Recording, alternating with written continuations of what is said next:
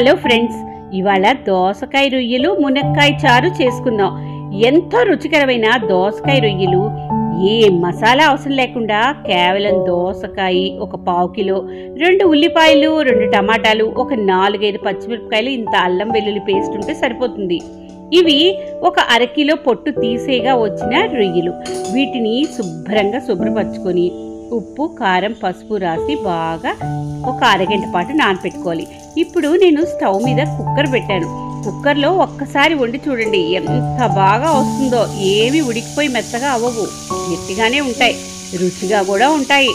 ఇప్పుడు నూనె కాగిన తర్వాత నా దగ్గర కరివేపాకు లేదు కానీ కొంచెం కరివేపాకు వేసుకుని తర్వాత ఈ ముక్కల్ని నూనెలో వేసి బాగా ఆగిలి పట్టడం అంటారు. ఆగిలి పట్టడం అంటే దానిలో ఉన్న నీరంతా ఇంకిపోయి బాగా ఉప్పు కారం పట్టాలి.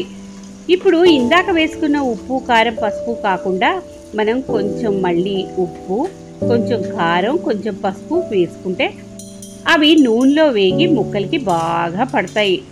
అందుకే ఒకసారి చూసుకోండి, ముందు కొంచెం వేసుకోండి, తర్వాత కొద్దిగా వేసుకోండి. ఇప్పుడు కుక్కరు గ్యాస్ కట్ పెట్టాలి కానీ వెయిట్, విజిల్ అవేమి పెట్టకుండా దాన్ని మీడియం ఫ్లేమ్లో అలాగా ఒక 10 నిమిషాల పాటు పెట్టుకోవాలి. కానీ మధ్య మధ్యలో ఒక్కొక్కసారి తీస్తూ ఉంటే దానిలో నీరంతా ఇంకుతూ కనిపిస్తుంది. నీరంతా దగ్గరికి వచ్చిన సమయంలో కొంచెం ఆయిల్ వేస్తే అవి ఎంతో బాగా ఎర్రగా వేగవు, కానీ బాగా ఉప్పు కారం పడతాయి. ఇలాంటి సమయంలో మనం అల్లం వెల్లుల్లి ఒక 2 టీ స్పూన్లు అల్లం వెల్లుల్లి వేసి ఆ అల్లం వెల్లుల్లి పచ్చి వాసన పోయేంత వరకు శుభ్రంగా కొంచెం వేపుకోవాలి. ఇప్పుడు కట్ చేసి పెట్టుకున్న పచ్చిమిరపకాయలు, నేను ఇక్కడ 2 కోసాను అంటే నాకు ఎక్కువగా కారం అలవాట్లేదండి, 4-5 వేసుకున్నా ఇంకా బాగుంటుంది. దాంతోపాటు ఉల్లిపాయలు ఒక 2 కోసి ముక్కలు, ఇవి కూడా వేసుకోవాలి. వేసుకుని బాగా కలయపెట్టుకోవాలి. బాగా కలపెట్టుకుని ఉల్లిపాయలతో పాటు కాసేపు ఒక్క 5 నిమిషాలు అలా వేపుతూ ఉండాలి. ఇప్పుడు ఆ 1/2 కిలో దోసకాయ తీసుకున్నాం కదా, దోసకాయ చెక్కు తీసేసి లోపలున్న గింజలన్నీ తీసేయాలండి. అప్పుడు చిన్న ముక్కలుగా కత్తిరించుకొని ఆ చిన్న ముక్కల్ని మళ్ళీ ఉల్లిపాయలు మగ్గాయి అనిపించిన తర్వాత దోసకాయ ముక్కలు వేసుకోవాలి. ఈ దోసకాయ ముక్కలకు వేసుకున్న తర్వాత కూడా కాసేపు మనం మగ్గించుకోవాలి. అంటే అలా కలపెట్టి కాసేపు ఉంచాలి. ఎంత బాగా కలపెట్టి ముక్కల్ని అలాగ కాసేపు అలా వేపుతూ ఉంటే, మనం సిమ్లోనో మోడరేట్ ఫ్లేమ్లోనో వేపుతూ ఉంటే అవి చాలా బాగా పడతాయి.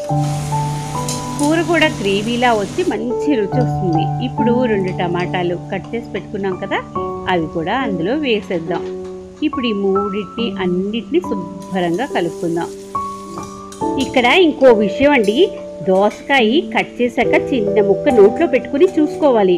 దోసకాయ ఒక్కొక్కసారి చేదు ఉంటుంది. ఆ ముక్కలు కనుక మనం చూసుకోకుండా వేసామంటే కూరంతా చేదైపోతుంది, తినడానికి పనిచేయదు. చాలా బాగా దగ్గరికి వస్తాయి నీరంతాను. దోసకాయ ముక్కలు కూడా మగ్గిపోయి టమాటాలు మగ్గి కనిపెడతాయి. కొంచెం కొత్తిమీర, ఒక అరకప్పు కానీ 1 గ్లాసు కానీ నీళ్లు రొయ్యలు మునిగేంత వరకు వేసుకోవాలి. మరీ ఎక్కువ నీళ్ళు వేసుకుంటా బాగోదండి. అంతవరకు వేసుకుని విజిల్ పెట్టేయడమే. కుక్కర్ మూత పెట్టి ఒక 4-5 విజిల్ రాగానే వెంటనే వచ్చేస్తాయి, ఎందుకంటే కుక్కర్ వేడి మీద ఉంది కదా. రాగానే దాన్ని ఆఫ్ చేసేయడం. ఈ లోపల మనం ఏం చేద్దామంటే, చల్లారడానికి పక్కన పెట్టుకున్నాం కదా కుక్కరు, చారుకి గిన్నెలో నీళ్లు పెట్టుకున్నాను.